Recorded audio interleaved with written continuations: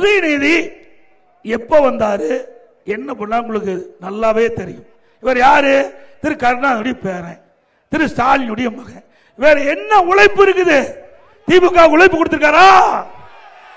இவரு பேசுறாரு, நம்பல. பால்டா எல்லாம் பேசுது, என்ன பண்றது?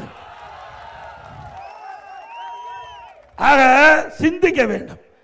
இதே கரூர்ல 41 பேர் இன்றைக்கு விலை மதிக்க முடியாத உயிர் இழந்துட்டோம்.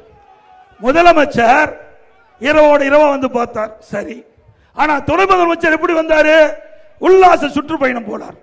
தனி விமானத்தில் துபாயிலிருந்து திருச்சி வந்தார். திருச்சியிலிருந்து நேரா மருத்துவமனைக்கு போனார். ஒரு மாலை வாங்கி போட்டார், பார்த்தாரு, பேட்டி கொடுத்தாரு.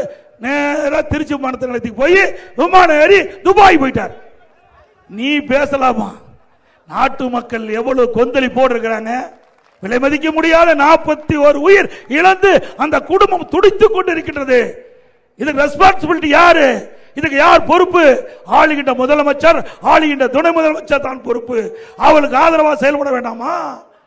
பாதிக்கப்பட்ட மக்களுக்கு சரியான முறையில் சிகிச்சை அளிக்கப்படுகிறதா என்று கவனிக்க வேண்டாமா? அதையெல்லாம் விட்டு நீங்க உல்லாச சுற்றுப்பயணம் போகின்ற துணை முதலமைச்சர் அவர்களே, எங்களை பேசுவதற்கு எந்த அருகதையும் இல்லை.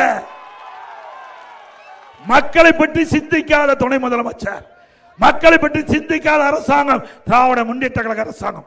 அனைத்து இந்திய அண்ணா திராவிட முன்னேற்ற கழகத்தை பற்றி பேசுவதற்கு உங்களுக்கு யோகியதை கிடையாது, அருகதையும் கிடையாது. நீ எங்களுடைய ஆட்சி பத்தி பேசு. அண்ணா திமுக ஆட்சி 10 ஆண்டு காலம் பொற்கால ஆட்சி கொடுத்தோம். அம்மா இருக்கின்ற பொழுது ஆட்சி புரிந்தாங்க. அம்மா மறைவுக்கு பிறகு நான் முதலமைச்சர் இருந்து ஆட்சி புரிந்தேன். அதுல என்ன குறைன்னு சொல்லு, பதில் சொல்ல தயார். அதை விட்டுட்டு எப்பொழுது பார்த்தாலும் எடப்பாடி பழனிசாமி பிஜேபிக்கு அடிமை, அதை தவிர்த்து வேற எதுவுமே இல்லை.